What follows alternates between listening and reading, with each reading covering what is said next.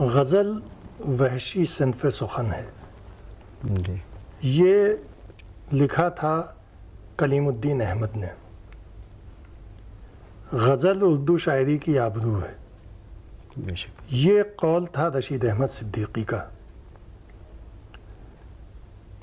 हकीकत इन दो के दरमियान भी कहीं हो सकती है, या हो सकता है कि इन तीनों में से कहीं भी हकीकत ना हो। आज हमने बेकल उत्साही साहब को ज़हमत दी है यहाँ आने की, जो पहचाने गए अपनी एक नज़्म से, ए मेरी जाने गज़ल। बेकल उत्साही साहब, जी भाई। हम चाहेंगे कि शुरू में आप इसी से अपनी गुफ्तगू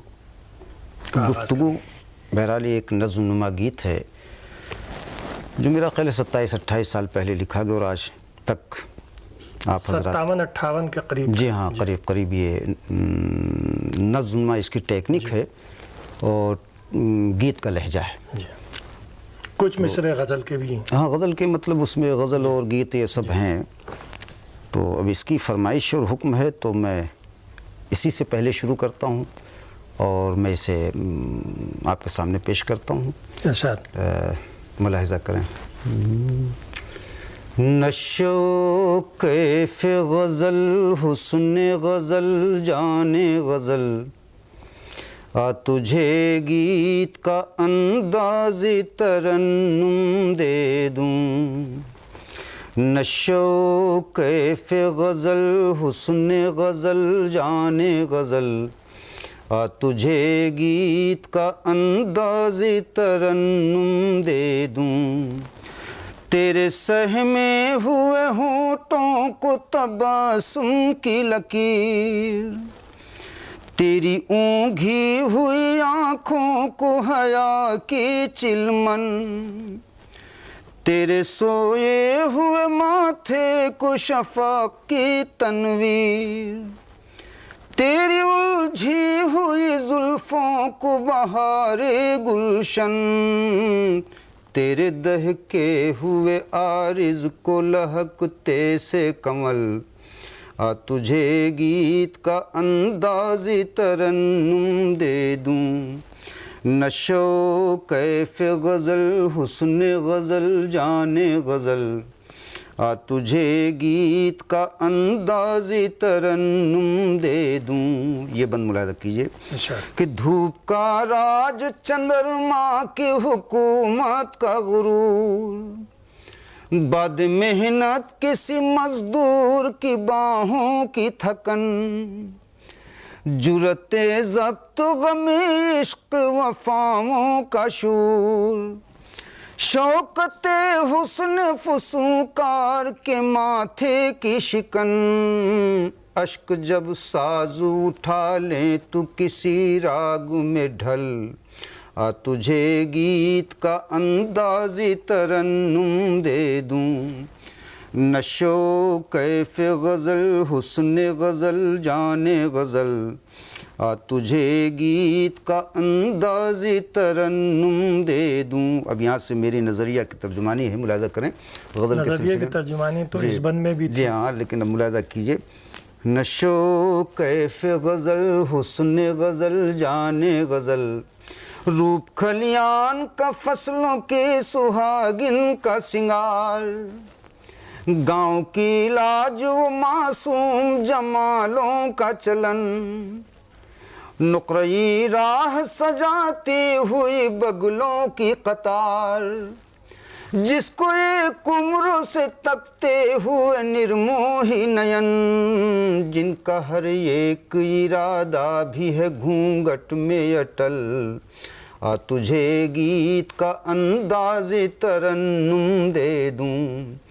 नशो कैफ़ गज़ल, हुस्न गज़ल, जाने गज़ल, आ तुझे गीत का अंदाज़ तरन्नुम दे दूँ। ये बंद मुलाहिज़ा कीजिए, शायद पसंद करें कि सब्ज़ चादर में वो लिपटा हुआ मेहनत का जमाल, बालियाँ खेत की थाली में लिए लाल यमन, आम के बौर भरे मध के कटोरों में गुलाल, अतखिले फूलों को नहलाता हुआ मिश्क खुतन, चल उधर गाँव में एहसास जहाँ जाए मचल, आ तुझे गीत का अंदाज़ी तरन्नुम दे दूँ, नशो कैफ गज़ल हुस्न गज़ल जाने गज़ल, आ तुझे गीत का अंदाज़ी तरन्नुम दे दूँ।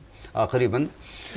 हुस्न महशर का लुटाता हुआ अंदाज़ खिराम, तेरे चरणों को धुलाते हुए मदमस्त पवन, रक्स करती हुई आंचल को तेरे दूज की शाम, तेरी अंगड़ाई को बल खाता हुआ नील गगन, तेरी परछाई से तामीर करूं ताजमहल, आ तुझे गीत का अंदाज़ी तरन्नुम दे दूँ, नशो कैफ गज़ल हुस्न गज़ल जाने गज़ल, आ तुझे गीत का अंदाज़ी तरन्नुम दे दूँ। तो कमाल भाई ये रही नज़्म और फिर उसमें गीत का लहजा और कुछ गज़ल की चाशनी।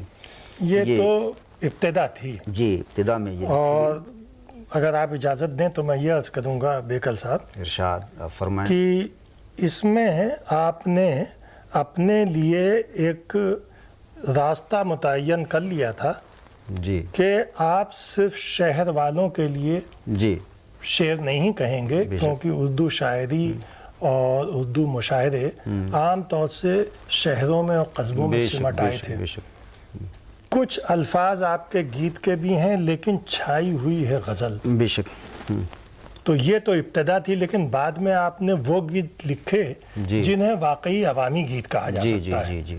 तो उसका भी एक नमूना हो जाए। हाँ, मैं पेश कर रहा हूँ। इधर ताज़ा गीत मेरा है जी, जो काफ़ी है, उसमें आज के भी मसाइल हैं जी, और कुछ हमारी रवायती जो तारीख़ है उसकी भी परछाइयाँ हैं, और ज़रूरत भी मैं समझता हूँ कि इस दौर में ऐसे गीतों की मुलाज़ा कीजिए, गीत पसंद करेंगे आप। अच्छा। गीत हमारे सबके लिए हैं, क्या अपना क्या गैर, कबीरा सबकी मांगे खैर। गीत हमारे सबके लिए हैं, क्या अपना क्या गैर, कबीरा सबकी मांगे खैर। एक हाथ में लिए लुकाठा, एक हाथ में पानी, एक रवायत है। एक और तलमीह भी है। एक हाथ में लिए लुकाठा, एक हाथ में पानी, स्वर्ग जला दे नरक बुझा दे, हो न सके मनमानी। स्वर्ग जला दे नरक बुझा दे, हो न सके मनमानी। लालच डर ऐसे हैं पुतले, जिनके हाथ न पैर, कबीरा सबकी मांगे खैर, कबीरा सबकी मांगे खैर। गीत हमारे सबके लिए है, क्या अपना क्या गैर, कबीरा सबकी मांगे खैर। बंद मुलाहिज़ा कीजिए। साहिल पर मौजों पर बैठी है खुदाई, साहिल पर तन्हाई, मौजों पर बैठी है खुदाई, साहिल पर तन्हाई। जाने कब से नाप रही है, जाने कब से नाप रही है, जाने कब से नापती है सागर की ये गहराई। डूबने वाला मन कहता है, और अभी कुछ तैर, कबीरा सबकी मांगे खैर, कबीरा सबकी मांगे खैर। कुछ कबीर की झलकी। कबीरा सबकी गीत हमारे, सबके लिए है क्या अपना क्या गैर, कबीरा सबकी मांगे खैर, कबीरा सबकी मांगे खैर। सूरज तेरी करे चाकरी, दूज खड़ा पैताने, सूरज तेरी करे चाकरी, दूज खड़ा पैताने, दूज खड़ा पैताने। सूरज तेरी करे चाकरी, दूज खड़ा पैताने। धूप चांदनी तेरे खिलौने, दिन और रात रात और दिन दस्ताने। धूप चांदनी तेरे खिलौने, रात और दिन दस्ताने। रम जाए तू भीतर चाहे, कर बाहर की सैर, कबीरा सबकी मांगे खैर। मंदिर मस्जिद गिरजा तेरे, तेरे हैं गुरुद्वारे। मंदिर मस्जिद गिरजा तेरे, तेरे हैं गुरुद्वारे। फिर तेरे घर में ये कैसे कदम कदम बंटवारे, फिर तेरे घर में ये कैसे कदम कदम बंटवारे। एक ही तेरा रास्ता जिस पर मिले हरम या दैर, कबीरा सबकी मांगे खैर। गीत हमारे सबके लिए है क्या अपना क्या गैर, कबीरा सबकी मांगे खैर। तो इसमें आज की आवाज़ की तर्जमानी है, सो मैं आपके सामने पेश की। और इस किस्म के और बहुत से गीत हैं जो इस दरमियानी जाने गज़ल और इस गीत के बीच में बहुत से गीत लिखे जिनका ताल्लुक़ हमारी ज़मीन से है। दूसरे उर्दू को खेत खलिहान और गांव में ले जाने के लिए यही एक ज़रिया मेरे लिए था। बेकल साहब, इसी सिलसिले में एक सवाल और भी है जी। हालांकि मीर ने भी गज़लें लिखी जी, पत्ता पत्ता बूटा बूटा, बूटा, हाल हमारा जाने है। बेशक। ये फेलन वाली बहर जो है जी, वैसे तो ये आहंग हर जगह मिलेगा, लेकिन ख़ास तौर से उस इलाके से जिससे आपका ताल्लुक़ है, बेशक इसी के वेरिएशंस जो हैं हमें दोहे में मिलते हैं, जी, आला उदल में मिलते हैं और दूसरी तख्लीक़ात में मिलते हैं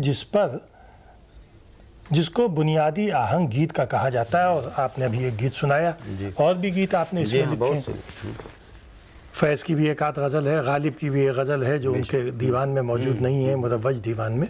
वैसे कुछ शेर उन्होंने कहे थे इसमें, लेकिन आम तौर से ये राइज नहीं हुई। हालांकि ख्याल ये है, समझ में ये आता है कि इस बहर का आहंग जो है वो बुनियादी आहंग उस इलाके के लिए। आपका क्या ख्याल है इसके बारे में? हाँ, बेशक आपका ख्याल दुरुस्त है। और मेरा ख्याल है कि आहंग तो खैर आपने बताया बुनियादी आहंग भी है वहीं के। और हम जिस इलाके में हैं वो तो आप जानते ही हैं कि जहाँ असगर जिगर और लोग भी पैदा हुए, कुछ हिंदी लिटरेचर के, उर्दू के, वो अजीब है। उधर भोजपुरी से उसका इलाका मिलता है, इधर ब्रज से मिलता है, ये दरमियान में। और बुंदेली कन्नौजी तो कानपुर तक के। तो अब ये अजीब मुश्तरका ज़बान उस वहाँ की मिट्टी की हो गई है जिसे हम पूर्वी कह लेते हैं। और ज़्यादा से ज़्यादा इधर उधर के जो अल्फाज आए तो आहंग भी आए। हालांकि उस इलाके में क्या आम तौर से इस धरती में उसका खुद एक फितरी आहंग है जी। तो लेकिन ये आहंग बहुत ही मकबूल है और बहुत महबूब है, जिसका जिक्र आपने किया, जहाँ जो मीर के यहाँ बहुत ज़्यादा है। और इसी आहंग से करीब और भी दोहे और सवैये थोड़ा बहुत बढ़ कर के लोग कहते रहे हैं। तो खुद सबरस में जो दोहे हैं सब जी जी इसी बहर में जी हाँ, इसी बहर में करीब करीब यही बहरें हैं। तो जैसे रुबाई के हमारे यहाँ बहरें हैं, मखसूस एक बहर में लोग कहते हैं, वैसे दोहे में भी तो 13-11 मात्रा में अक्सर दोहे कहते हैं। ये तो फनी मतलब तौर पर आपके भी गीत 11 और 13 ही मात्रा के हैं ज़्यादातर इसमें, और दोहे के ही मतलब ज़रिया मैंने बनाया, इसलिए कि दोहे मकबूल इतने हैं। जो एक गांव पे अलाव पे बैठा हुआ, गांव के अलाव पे या चौपाल पे बैठने वाला है, वो इसको बड़ी आसानी से अडाप्ट करता है। गज़ल बड़ी मुश्किल से उन तक पहुंचती है, इसलिए कि सदियों से चली आ रही हला गज़ल जो है, हम तो ये नहीं कहते कि हमारे बुज़ुर्गों ने क्या किया, लेकिन गज़ल मखसूस हल्के में रही आखिर वक्त तक। पहले तो देखिए नहीं थी, क्योंकि आपकी नज़र में होगा जी कि वली पहला दीवान जब लेके आए थे, जी जी, और जिसके बाद ज़बान थी वो बिल्कुल, वो थी, बुनियादी लेकिन फिर वो गुलशन साहब ने जो उन्हें हिदायत दी जी हाँ जी या मशवरा दिया जी बेशक, कि फ़ारसी के उफ्तादा मज़ामीन पढ़ें, इनको पढ़े हुए हैं, इनको नज़म करो, तो न सिर्फ वो मज़ामीन आए बल्कि उनके साथ आहंग भी आ गया और उसके साथ इमेजरी आ गई, जो गीत की इमेजरी से और इस धरती की मिट्टी की इमेजरी से बिल्कुल मुख्तलिफ है। तो इसके सिलसिले में आप क्या समझते हैं कि आपने तो शऊरी तौर पे कोशिश की है, जी जमीलुद्दीन आली ने गीत लिखे हैं, जी कुछ मुत्तलबी फरीदाबादी, कुछ मकबूल अहमदपुरी ने जी, इस तरह लेकिन आम तौर से ये राइज क्यों नहीं हुआ? राज इसलिए नहीं हुआ कि आप जानते हैं कि वो तो मैं कहना नहीं चाहता कि वो जो क्यों का कोई हर्ज नहीं है, जो बात आप समझते हो कहने वाली ना हो वो भी आप कह उर्दू दीजिए। पर मतलब खुसूसियत से उर्दू ज़बान को एक मखसूस हल्के की ज़बान समझी गई, और इस ममलकत पर कब्ज़ा कुछ ऐसे लोगों को रहा जिनका उस अवामी ज़िंदगी से ताल्लुक़ कम रहा। वैसे मतलब ज़बानी तो इनके ताल्लुकात बहुत रहे, लेकिन जो होना चाहिए अमली वो कम ही था। और मैंने आज़ादी के बाद, खुद मैं अपने लिए कहता हूँ, आज़ादी के बाद मैंने इसको बड़ी बुरी शिद्दत से इसको समझा कि उर्दू का ताल्लुक़ अब फ़ारसी और अरबी से उतना नहीं होना चाहिए जितना हम लोक लैंग्वेजेस से या हमारी जो डायलेक्ट्स हैं, बोलियाँ हैं, उनसे इसका जब ताल्लुक़ पैदा होगा तो उर्दू और ख़ुसूसियत से गज़ल में वो बातें आई जो हमारे गांव में चंद अल्फाज खूबसूरत, जो बारे समात नहीं खूबसूरत हैं, उनको गज़ल में भी लाना चाहिए। ये तो नज़म के अल्फाज हैं या गीत के अल्फाज हैं, अगर गीत के अल्फाज या नज़म के अल्फाज अगर गज़ल में आ जाएं तो हम तो समझते कोई हर्ज तो है नहीं, ये कोई पाबंदी तो है नहीं। और वो अल्फाज जो बारे समात ना हों, खुशगवार हों, अच्छे लगें सुनने में, और मफ़हूम भी अदा हो जाए, गज़ल की नज़ाकत भी ना जाए, तो अगर उन अल्फाज को हम काफ़ी और रदीफ़ में समूह लें तो कोई हर्ज तो है नहीं। तो इस तरह से मैंने सोचा। और दूसरे मैंने देखा कि जो मुआशरे का जो ताल्लुक़ है मतलब जो है अदब से, वो कम इसमें था, इसलिए कि उर्दू में ज़्यादातर जो मुआशरा आया वो पर्शियन लिया उन्होंने। हिंदुस्तानी मुआशरे की कोई तर्जुमानी बहुत कम। अली नज़ीर एक मिलते हैं कि जिनके यहाँ, नज़ीर अकबर आबादी की, जिनके यहाँ हम कह सकते हैं कि ये मास पोइट थे उर्दू के। ये और बात है कि उन्हें नज़रअंदाज किया गया, अब उन्हें लोग उभार रहे हैं, अलग बात है। लेकिन उर्दू के जो मास पोइट कहा जा सकता, अवामी शायर कहा जा सकता, नज़ीर अकबर आबादी है। ज़ाहिर है उस ढर्रे को मैंने अपनाया कि बीच में जो ये खला हुआ कि नज़ीर ने उर्दू को अवाम तक पहुँचाने की कोशिश की। तो मैं भी ये चाहता हूँ कि भाई उर्दू जो है, जिसको लोग कहते हैं कि फ़ारसी स्क्रिप्ट में है या किसी, तो स्क्रिप्ट से मेरा कोई ताल्लुक़ नहीं है, फ़ारसी ही में होना चाहिए। अगर स्क्रिप्ट बदल गई तो हमारी ज़िंदगी चली गई। लेकिन ये पहुँचे तो खेत खलियान तक, अलाव तक, चौपाल तक, गलियों में, कस्बों में, छोटे छोटे बाज़ारों में पहुँचे। तो आप देख रहे हैं कि आजकल गज़ल का क्रेज़ है। बीच में गज़ल ख़त्म सी हो गई थी, नज़्म और ब्लैंक वर्स और ये सब आया था। अब गज़ल फिर गा के लोगों ने, कुछ म्यूजिशियंस और गुलकारों ने पहुँचाया है। और आज की गज़ल में ज़िंदगी से करीब तर, जहाँ तक वो सिम्बल्स हमारे थे, गुलो बुलबुल, रुखसार जुल्फ़, अब सिम्बल्स बदलते जा रहे हैं, अलामतें बदलती जा रही हैं। तो उससे करीब होकर जो हमारे लिख रहे हैं, उससे आवाम करीब आ रहे हैं। और हम चाहते हैं कि हम क्यों ना खेत किसान की बात करके अगर गज़ल को वहाँ ले जाएं तो कोई बुरी बात नहीं। इस किस्म की गज़लें भी मैंने लिखी। चुनांचे गज़ल में आपको कहिए तो सुनाऊं, मुलाहिज़ा करें ये गज़ल कि थोड़ी सी आपको ज़हमत होगी, अब कह तो दिया है।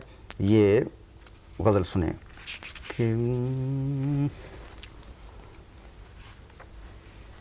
बेकल जी गाँव को लौट चलें, इस शहर के लोग हटीले हैं, अब इसमें देखिए हटीले। जी हाँ। बेकल जी गांव को लौट चलें, इस शहर के लोग हटीले हैं। बेकल जी गांव को लौट चलें, इस शहर के लोग हटीले हैं।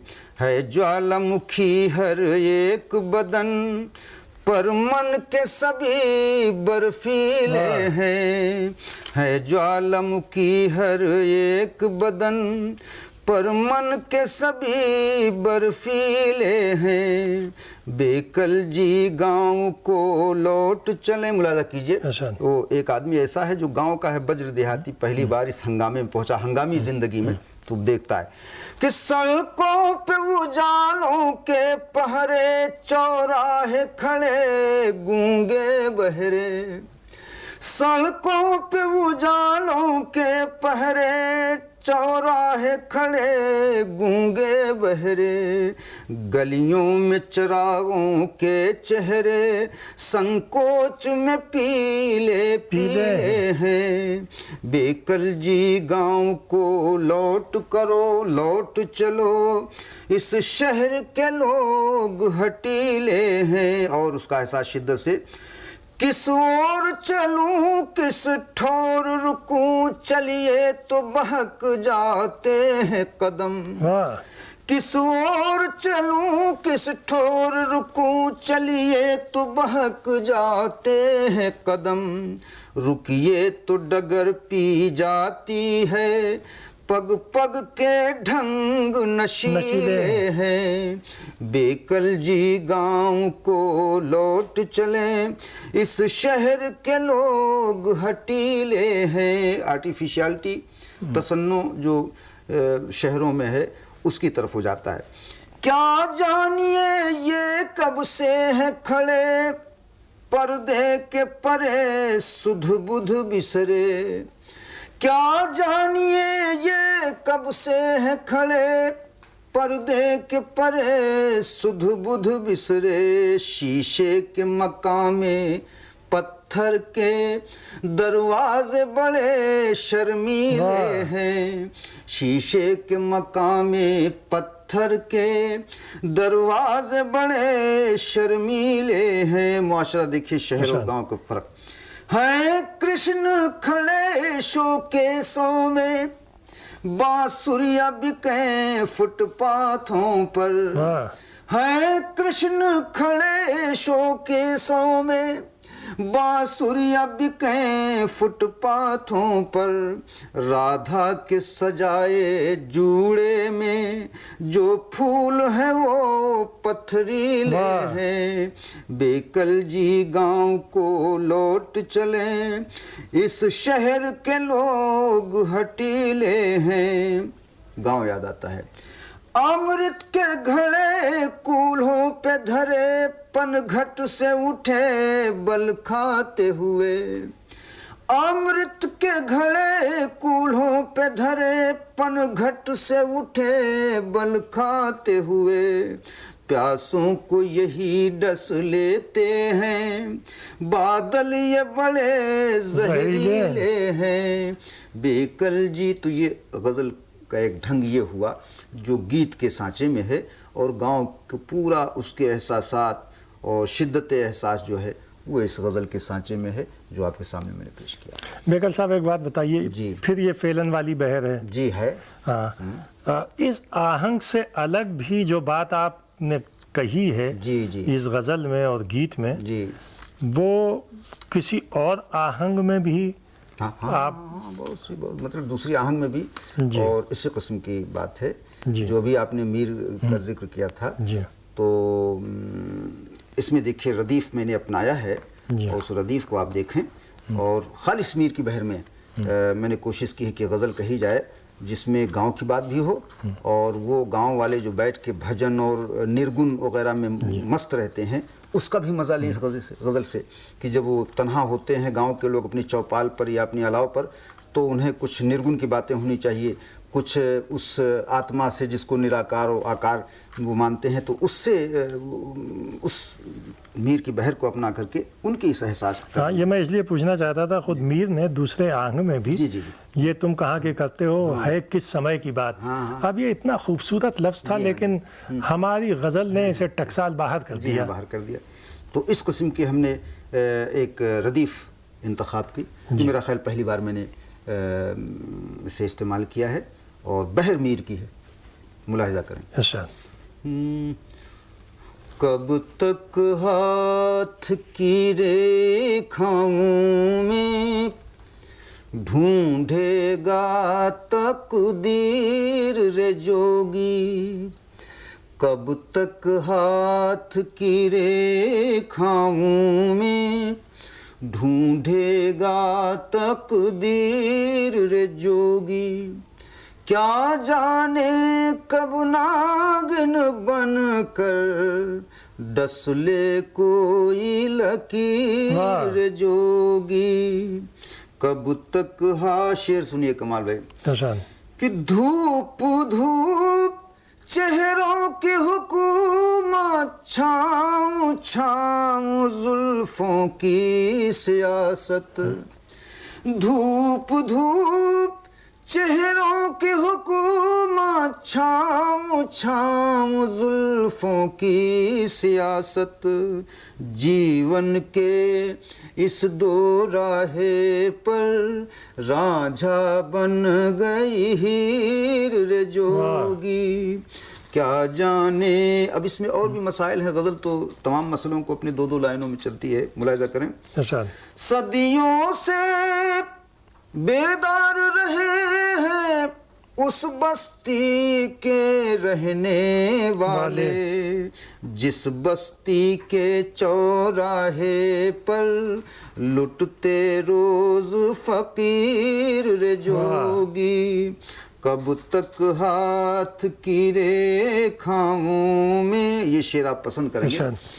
कि डूब गया कोई वक्त कमारा या कोई तूफान उठेगा, डूब गया कोई वक्त कमारा या कोई तूफान उठेगा, सुबह से आज नदी की मौजें हैं कितनी गंभीर रे जोगी। और आखिर का शेर सुन लें, जो ख़ास गांव के मुआशरे के। निथरी निथरी इश्क की मौजें, सुथरा सुथरा हुस्न का साहिल, देखना है तो संग हमारे चल जमुना के तीर रे जोगी। तो ये खालिस उस बहर की है, और लेकिन गैर शऊरी तौर पे ये भी फेलन वाला अंग है तो मतलब अच्छा। थोड़ा ज़हर। बहरहाल आप अगर इजाज़त दें तो आपसे ये पूछूं जी कि बुनियादी तौर पे जी ज़िंदगी के तईं जो आपका रवैया है, जी, जो आज की हकीकतें हैं और पहले की वो हकीकतें जो आपको पसंद थीं और पहले की वो हकीकतें जो पसंद नहीं थीं और आज की हकीकतें रोज़मर्रा की ज़िंदगी की जो आपको पसंद नहीं हैं, जी, इनका रिश्ता कहीं वाज़ेह है और कहीं ढका छुपा है आपकी शायरी में। जी, जी।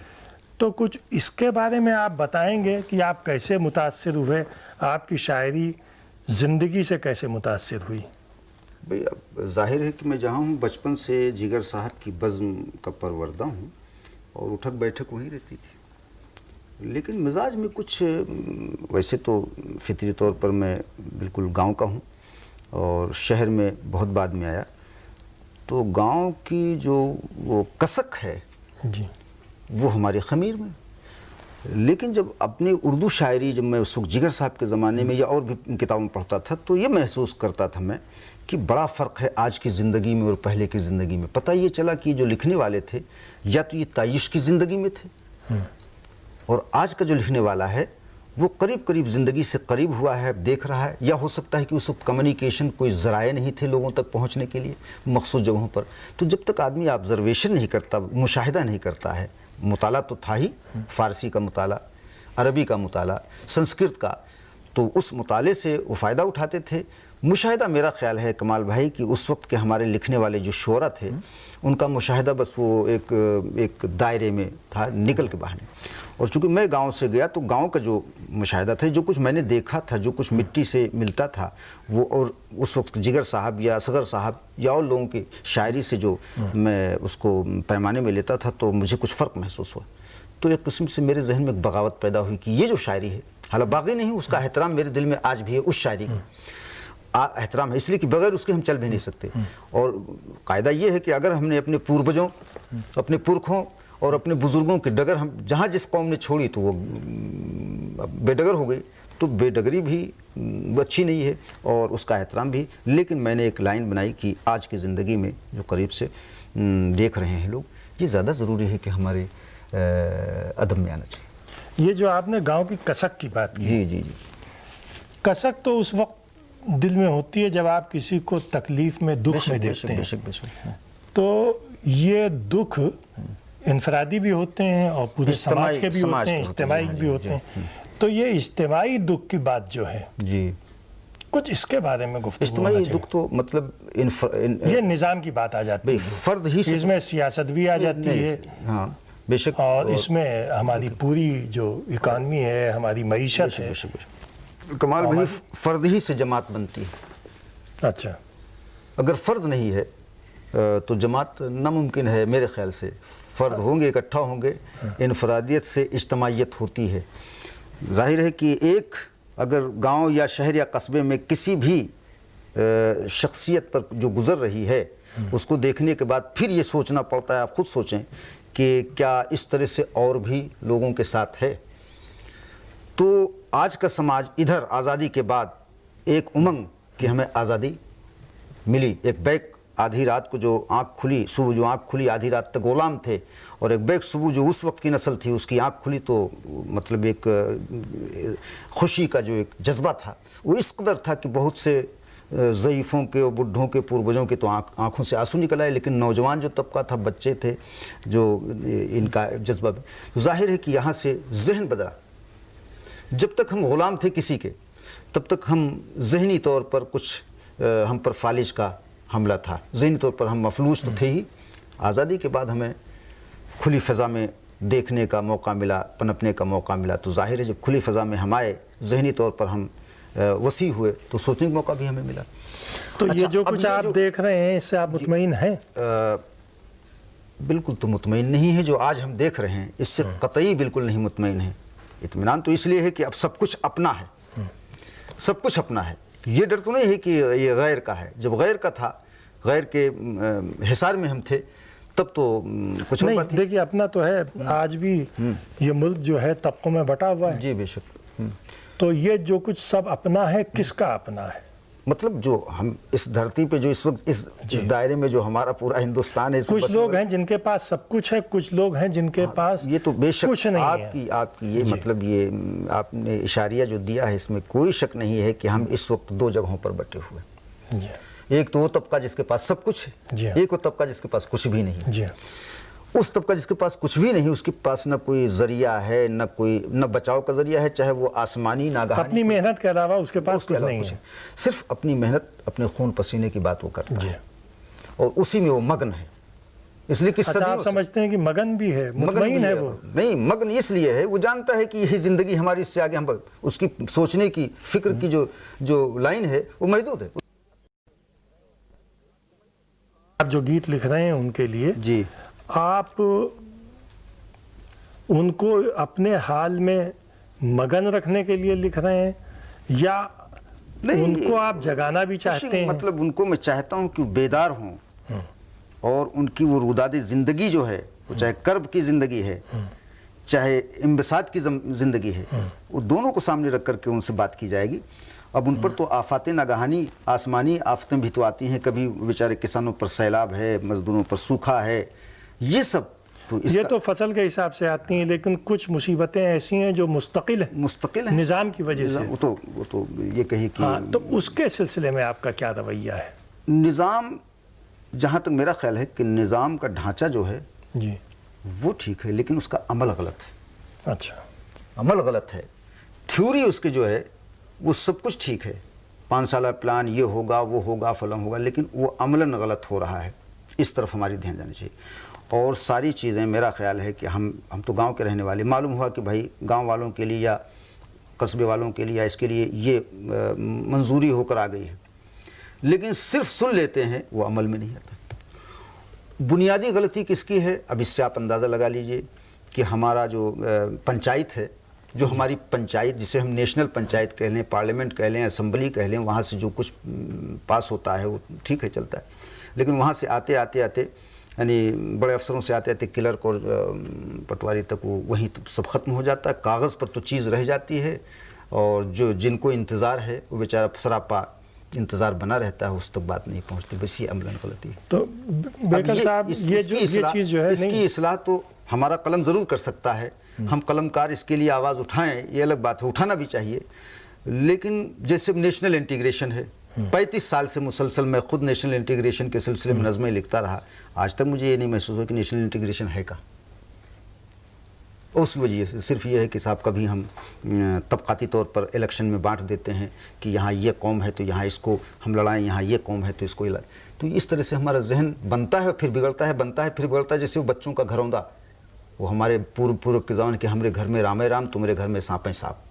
तो इस तरह से बनता बिगड़ रहा है। अब इस निज़ाम का जिम्मेदार कलमकार तो नहीं है, नहीं कलमकार नहीं है, लेकिन ये पूछना चाहता हूँ कि हमदर्दियाँ किसके साथ हैं आपकी? हमदर्दियाँ उनके साथ हैं, हमदर्दियाँ तो उसी जिस तबके से मैं हूँ उसी तबके के साथ है, फितरी तौर पर, समझिए। इसलिए कि हम आवाम से अलग नहीं जाएंगे, आवाम के साथ हमारी हमदर्दी है, और आवाम जो चाहती है आवाम को मिलना चाहिए। कभी आपने सोचा बेकल साहब कि आप जो कहने हैं कि उसूल अच्छे हैं और कुछ तय किया जाता है लेकिन नीचे तक नहीं पहुंच पाता? जी जी जी जी। तो ये अफराद की वजह से है या ये भी इसी निज़ाम का एक हिस्सा है? बेशक मेरा ख्याल तो यही है कि इसके पीछे कोई यूँ कहिए कि साजिश या निज़ाम या खुद गर्जी। मैं समझता हूँ कि आज़ादी के बाद कुछ खुद गर्जियाँ बढ़ीं, अपनी सेल्फ के हम बन जाएं, दूसरे न बने, दूसरे को ये न मिले। तो ये खुद गर्जी जो आ गई है, और ये सब कुछ जा सकता है जबकि हुब्बुल वतनी होनी चाहिए। अगर इस धरती से, इस वतन से मोहब्बत हो गई, लगाव हो गया, तो आदमी अपने को भूल सकता है वतन को तरक्की देने के लिए। सिर्फ वतन या वतन में रहने वाले मेहनतकश? जब मेहनतकश मतलब जब वतन से मोहब्बत हुई तो वतन से मुताल्लिक जो भी चीज़ है, वो जो हमारे पूर्वज दे गए हैं, जो बाकी चीज़ है जिसे हम धरोहर नहीं, कुछ अच्छी चीज़ें भी हैं, कुछ बुरी चीज़ें भी हैं, तो मतलब उसको तो उनसे भी उतना ही लगाव होना चाहिए, बुरी चीज़ से भी नहीं। बुरी चीज़ से तो सबों ने रोका है कि बुरी चीज़ से लगाव न रखा जाए, ये तो, और ज़मीर भी नहीं आदमी का गवारा करेगा। लेकिन अच्छी चीज़ें जो हैं उनको तो हमें अपनाने हैं। दूसरे, इस वतन में रहने वालों के साथ बराबर का इंसाफ होना चाहिए। अब इस वक्त तो हम इतना बढ़ गए हैं कि अब वो भी बड़ा मुश्किल मालूम होता है कि सबको हम बराबर कुछ दे सकें, इसलिए कि हमारी आबादी बढ़ती जा रही है। तमाम मिजाज में जहेज़ का मसला है, आबादी का मसला है, और मुसावात का मसला है, कौमी इत्तेहाद का मसला है, सूबाई जहनीत का मसला। एक मसला थोड़ा है ये। इसमें आप सब में सबसे ज़्यादा अहमियत मुसावात को देते हैं या नहीं? मुसावात को बेशक देते हैं, सबसे ज़्यादा अहमियत, सबसे ज़्यादा मुसावात होनी चाहिए। तो इसके बारे में आप क्या सोचते हैं कि क्या तरीक़ा हो सकता है? भाई तरीक़ा ये हो सकता है कि जब तक हम ये जो निज़ाम है, पूंजी जिसे कहते हैं जी, इसका सही अगर बंटवारा हमने नहीं किया, तो वही बकौल शख्स से कि ये कभी मुसावात नहीं है। ख़ास बात तो पूंजी है, ज़र ज़मीन, इसका सही बंटवारा होना चाहिए, ज़मीन का भी और ज़र का भी। इस मौजू को आपने लिया है? हाँ, बहुत से नज़मों में है जिसे मैं तहत में सुनाता, लेकिन गीतों में भी है, गज़लों में भी है। मैं कोशिश करता हूँ कि कोई इस किस्म का गीत निकल आए तो मैं आपको पेश करूँ, और मुझे मौका दीजिए और थोड़ा सा किसी और मौजू पर सुनाओ, लेकिन बहरहाल है नज़्म। तो वो जब तक कि आपको शेर याद आए, हाँ, या गीत याद आए, जी जी जी, कुछ जिन लोगों के साथ आप रहे हैं, जिनका आप पे असर रहा है जी जी ज़िंदगी में, जी, शायरी के शोबे में या किसी और शोबे में, जी जी, कुछ उन वाक़यात को आप याद करना चाहेंगे इस वक्त? हाँ साहब, पहला वाक़या तो मुझे अच्छा जिगर साहब से तो लगाव था ही। जिगर साहब का मैं कोई शागिर्द तो था नहीं, लेकिन जिगर साहब से इस कदर अक़ीदत थी, वो तालिब इल्मी के ज़माने से उनकी बज़्म में बैठता था। जिगर साहब की इंसानियत, दूसरे एक वाक़या मैं याद दिलाता हूँ कि जिगर साहब जैसे भी रहे हों, शायर बहरहाल जैसे भी रहे हों, अच्छे इंसान, ये तो सब कहते हैं, और वाकई अच्छे इंसान थे, बड़े अजीम इंसान थे। लेकिन जिगर साहब में बाज़ वक्त जो है एक जज्बा औद कराता था, वो ये कि जो कुछ मैं चाहता हूँ वही ठीक है। ये ज़िद जिसे कहते हैं, बच्चों जैसी हट, वो जिगर साहब में थी। कोई वाक़या? जो एक वाक़या मुझे याद है कि एक स्टेज पर थे, मैंने कहा मैं गीत पेश कर रहा हूँ, तो उन्होंने मुंह बनाया और ला हौल वला पढ़ा कि मुशायरा है कि क्या मजाक है। इसलिए कि जैसे उन्होंने गीत के सिन्फ से उनको एक नफरत, हालांकि खुद उन्होंने गीत कहा है, बाग मुसाफिर भाग, लेकिन मैंने उसमें एक ये मतलब जो बाहर बाहर फूल खिले हैं, अंदर अंदर आग, तो मैंने सिर्फ गीत कहकर हमने कहा इस उन्वान से गीत पढ़ो। उस पर शायद वो चिड़े, बाद में वो खुश हुए, कहने लगे ठीक है और तुम गीत ही कहो। तो एक तो ये जज्बा चिड़ उनको, और ये कि जो लफ्ज़ है, एक दो मरतबा बातें हुई, मैंने गज़ल के शेर सुनाए तो उन्होंने कहा ये लफ्ज़ होना चाहिए, तो हमने कहा हुजूर ये ठीक नहीं लफ्ज़, वो लफ्ज़ मुझे याद नहीं पड़ता है, लेकिन वो कहने लगे कि नहीं ये ठीक। तो ये ज़िद उनकी।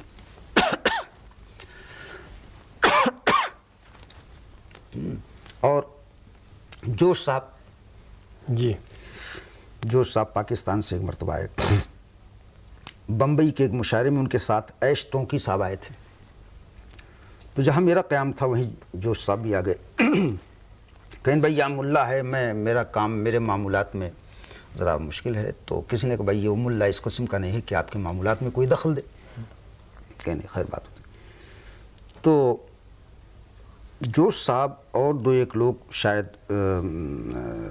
मेरा ख्याल है सरदार जाफरी या और कुछ लोग थे, तो उन्होंने एक बात कही कि किसी ने कहा कि बेकल जो लिखा रहे हैं उससे कोई उर्दू को फ़ायदा, हाँ फ़िराक साहब थे, उर्दू को कोई फ़ायदा नहीं हुआ। तो जोश ने कहा कि अवध ने उर्दू को फ़ायदा पहुंचाया तो अवधि भी पहुंचा सकते, और जो कुछ लिख रहा है। तो एक वाक़या वो मुझे याद आया, और इसको सुन के बहुत से वाक़यात शायरों के, फ़िराक साहब के साथ भी कई नशिस्तों में गुफ्त शनीद रही, और फ़िराक साहब भी बहुत ही झल्ला जाते थे उम्र के लिहाज से भी। लेकिन इसमें सबसे ज़्यादा जोश साहब को लोग कहते हैं, जोश साहब बहुत शाइस्ता मिजाज थे और छोटों को बहुत खुर्द नवाजी उनमें थी, और जिगर साहब तो उनसे भी आगे थे। तो इस किस्म के वाक़े, तो वो मुझे एक मैं आपको उस सिलसिले में गीत सुनाऊँ जो आपने अभी कहा था कि ये अपने बराबरी का वो है क्या है, तो ये मैं पेश करता हूँ।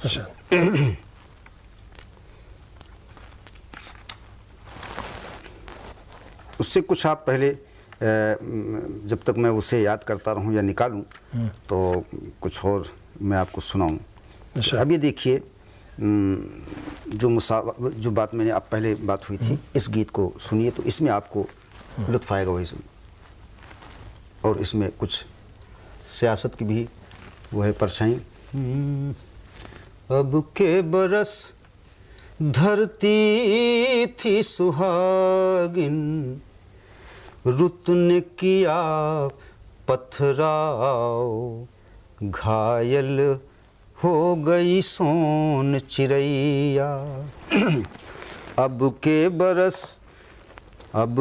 बरस धरती थी सुहागिन, रुत ने किया पथराव, घायल हो गई सोन चिड़ैया। पहले मंजर देखिए और सिंबॉलिक है थोड़ा, कि चैत के द्वारे सावन बैठा बिन मदिरा लहराए, चैत के द्वारे सावन बैठा बिन मदिरा लहराए, पुरवाई बैसाख की छत पर नंगी खड़ी नहाए, पुरवाई बैसाख की छत पर नंगी खड़ी नहाए, मौसम ने वो आग लगाई, बन गए रूप अलावो घायल हो गई सोन चिड़ैया। मुलाजा कीजिए अपने निज़ाम पर कि माटी के सौदागर अब के चांदी तोल गए, माटी के सौदागर अब के चांदी तोल गए। कुछ ऐसा संजोग हुआ सब सच ही बोल गए, कुछ ऐसा संजोग हुआ सब सच ही बोल गए। विश्वासों की भीड़ में बिक गए सबके भाव स्वभाव, घायल हो गई सोन चिड़ैया। मुलाजा कीजिए जो आप नस्लों से ताल्लुक़ रखते हैं तवक्को। अब के बरस की आंधी तूफान बीमारी तकदीर, अब के बरस के आंधी तूफान बीमारी तकदीर। नस्लों की बेकारी मांगे सोने की जंजीर, नस्लों की बेकारी मांगे सोने की जंजीर। मेहनत मांगे खून पसीना किस्मत का बर्ताव, घायल हो गई सोन चिड़ैया। ईद आई तो चाहत हारी नफ़रत जीत गई, ईद आई तो चाहत हारी नफ़रत जीत गई। निर्धन का एक अंग न भीगा होली बीत गई, निर्धन का एक अंग न भीगा होली बीत गई। अंग अंग माहौल का जख्मी कौन भरे अब घाव, घायल हो गई सोन चिड़ैया। तो ये गीत का एक लहजा ये भी है कि इसमें वो मसाइल भी हैं। इत्तेफाक है कि ये भी आपने फेलन ही का आहंग चुना, तो अब गैर फेलन आप सुने वो हम चाहते थे। हम पहले उसमें गज़ल सुनिए जो इससे अलग हटकर है। जी मैं पेश करूं। इरशाद। जब से हम तबाह हो गए, अब बताइए फेलन है? जी नहीं। जब से हम तबाह हो गए, जब से हम तबाह हो गए, तुम जहां पनाह हो गए। वाह। आप गज़ल सुनिए कि हुस्न पर निखार आ गया, हुस्न पर निखार आ गया, आईने सियाह हो गए, आईने सियाह हो गए। कुर्बतों से जुर्म जब हुआ, कुर्बतों से जुर्म जब हुआ, फासिले गवाह हो गए। कमाल भाई शेर सुनिए कि तीरगी पर तब सरे करो, तीरगी पे तब तीरगी पे तब सरे करो, लोग मेहरुमाह हो गए, लोग मेहरुमाह हो गए। और दुश्मनों को चिट्ठियाँ लिखो, दुश्मनों को चिट्ठियाँ लिखो, दोस्त खैर खाह हो गए, दोस्त खैर खाह हो गए। आंधियों की कुछ खता नहीं, आंधियों की कुछ खता नहीं, आंधियों की कुछ खता नहीं, हम ही गर्दे राह हो गए, हम ही गर। और वही अपनी आदत कि हिंदी और देहाती काफिया मुलाहिजा करें कि हम तलाश में लगे रहे, हम तलाश में लगे रहे, और वो अथाह हो गए, आईने सियाह हो गए। वो घटा घिरी के मैं कदे, जल के खानकाह हो गए। तो ये अलग थलग है। बड़ी इनायत, आप तशरीफ़ लाए, बहुत बहुत शुक्रिया। भाई